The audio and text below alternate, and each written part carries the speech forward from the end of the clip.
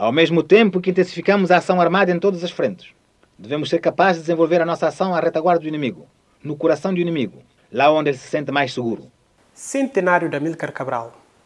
Em 2024, o herói revolucionário da emancipação do povo africano, fundador e líder do movimento de independência na Guiné-Bissau e de Cabo Verde, completaria 100 anos se estivesse vivo. Vamos proclamar a existência do nosso Estado na Guiné e avançar com a luta vitoriosa do nosso povo em Cabo Verde. Vamos expulsar os colonistas tugas do Cabucaré, assim como de todas as regiões da nossa terra. Viva o PAIGC, força, luz e guia do nosso povo na Guiné e Cabo Verde. Morte aos criminosos agressores colonialistas portugueses.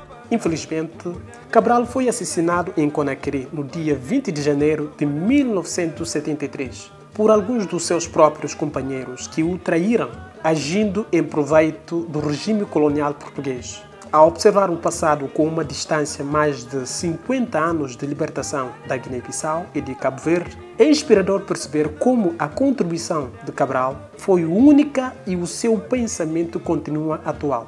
O mundo mudou muito, tanto em termos geopolíticos como em compreensão histórica e sociológica do nacionalismo, da construção das nações e valores democráticos. Mesmo assim, continuam notórias as dimensões fundamentais enfrentadas pela globalização, redução da desigualdade e da pobreza, sustentabilidade do planeta, diferenças de poderes e desafios éticos e religiosos, tão presentes no movimento nacionalista das décadas de 1950 e de 1960. Cabral foi ponto de referência para muita gente, desde os ativistas apaixonados que nele viam um modelo, até os acadêmicos, pensadores e estadistas, que admiravam a sua visão e capacidade de reconciliar a teoria e a prática. Muitos trabalhos foram dedicados à sua memória e à sua contribuição.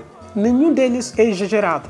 Chegou, porém, a hora de um tipo diferente de comemoração, algo que trará Cabral para dentro da nossa esfera atual de preocupações. Dada a sua personalidade, muito provavelmente ele teria desdenhado qualquer manifestação hagiográfica dirigida à sua pessoa, valorizando, com certeza, muito mais a oportunidade de participar de um debate que abordasse a realidade de hoje.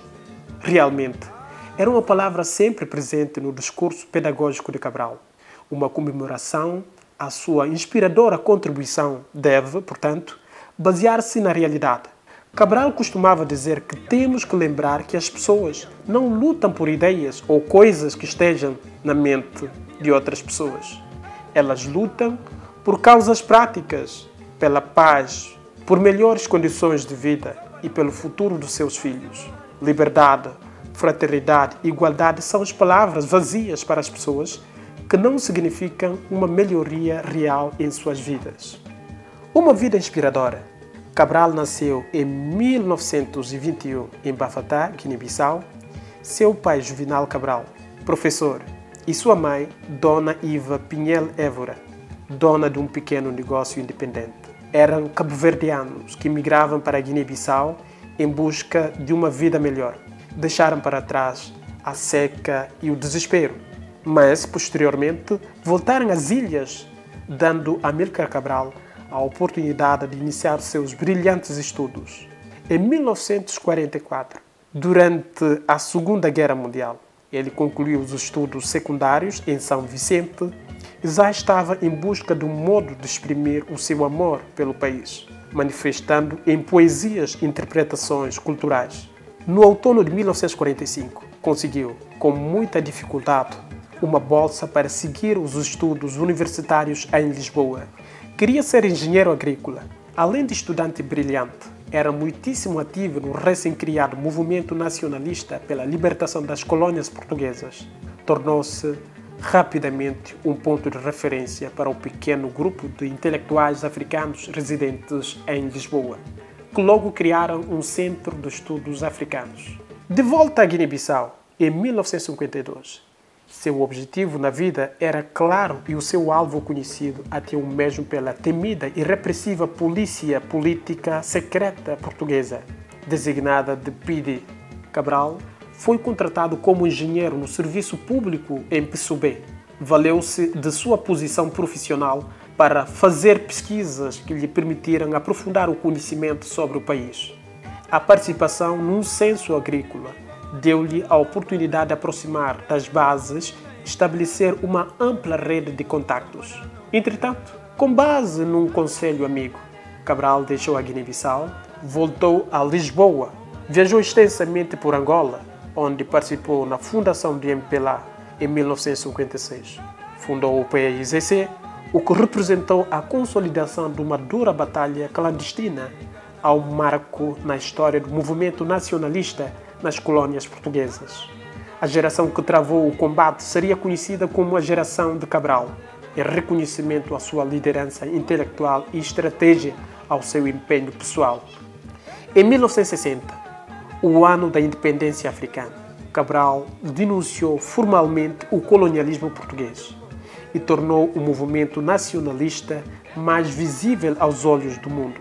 O que se passou em seguida, na década de 1960, associou o seu nome aos de Che Guevara, sem falar de Fanon, Lumumba e Kwame Nkrumah e demais companhias. Cabral compreendeu que os fundamentos da luta pela libertação nacional eram políticos e, portanto, a vitória só seria possível se o movimento de libertação conseguisse, primeiro, articular posições políticas. Desenvolveu o conceito de que a luta pela libertação era um ato cultural. Lançou o PAIGC numa série de inovações que deram à sua luta de independência renome e crédito de ser um elemento central na queda do regime fascista em Portugal. Em abril de 1974, Cabral, porém, já não estava vivo quando a independência da Guiné-Bissau, em setembro de 1973, seguida pela Revolução dos Cravos em Portugal, um ano depois, abriu caminho para a independência de todas as demais colônias portuguesas.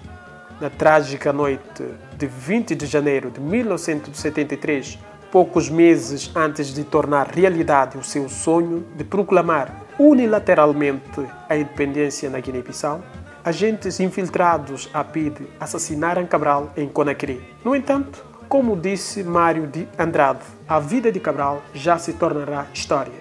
As lições de Cabral. A pertinência de Cabral reside na contínua relevância das suas ideias e do seu estilo de liderança. Ele estava inteiramente comprometido com a libertação total dos africanos. Não só em conseguir uma independência de fachada, o objetivo único de sua incansável luta era transformar a realidade de subjugação colonial em progresso e paz. Na busca desse objetivo, ressaltou a necessidade de praticar a democracia revolucionária, querendo dizer com isso, essencialmente, a prestação política de contas dos que chefiam e dirigem a sociedade para os que são chefiados e dirigidos. Tal conceito tinha também uma dimensão econômica centrada no desenvolvimento da agricultura, calculada para melhorar as condições e qualidade de vida, em especial a população rural majoritária. Cabral, o referente moral último da ação política, devia ser o bem-estar e segurança do povo e de suas comunidades. As lições de Cabral.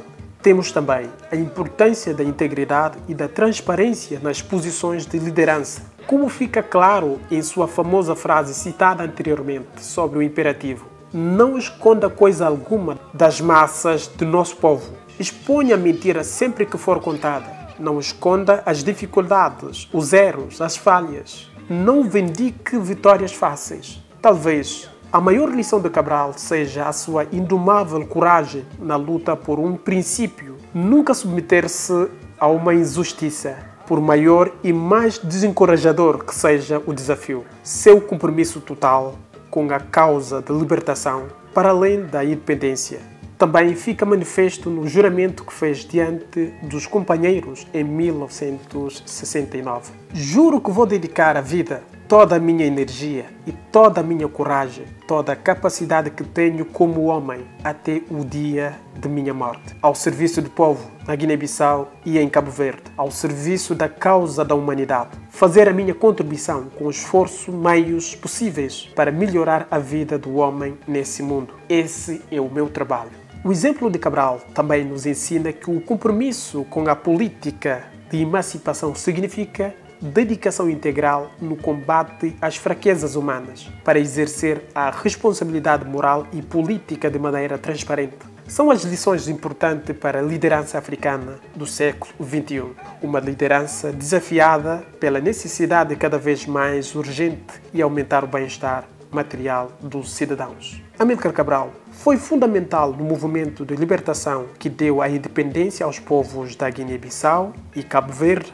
A eficiência da sua liderança fica evidente no fato de que, apesar do seu covarde assassinato no dia 20 de janeiro de 1973, o já triunfante movimento de libertação não se desmantelou, como calculavam os que planejaram o ato abominável. Ao contrário, a morte de Cabral só iria intensificar a luta de libertação, que culminaria não só na proclamação do novo Estado-nação da Guiné-Bissau, no dia 24 de setembro de 1973, 8 meses e 4 dias depois da sua morte, mas também contribuiu significativamente para a queda do Estado Novo fascista, de 48 anos de idade, e, portanto, para a libertação do povo português no dia 25 de abril de 1974. Alcançaria o seu objetivo de independência para o povo de Cabo Verde no dia 5 de junho de 1975. Com efeito, a vitória do PAIGC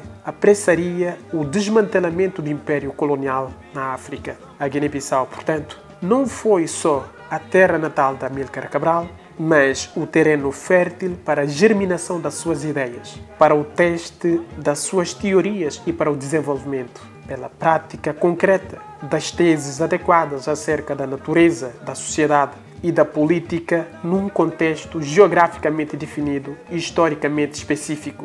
O campo de batalha da sangrenta luta de libertação colonial vista por Cabral como a expressão de direito inalienável de cada povo ter a sua própria história. Amílcar Cabral era um líder carismático revolucionário, pôs em prática com sucesso uma estratégia de mobilização que executou uma luta armada de libertação exemplar. Era um líder de reconciliação que buscava o compromisso e o consenso e foi bem sucedido em unificar o povo diversificado para a causa de libertação nacional. Estava comprometido com os princípios participativos democráticos e sua integridade e força de caráter conquistaram o povo, que se orgulhava de partilhar a sua visão do futuro. Essa é uma prova duradoura de qualidade e da capacidade de liderança de Cabral e uma importante fonte de inspiração para quem está comprometido a enfrentar com seriedade as grandes injustiças socioeconômicas e políticas na África de hoje. Texto, edição e voz de Diógenes Cabi, vulgo Nkanhã.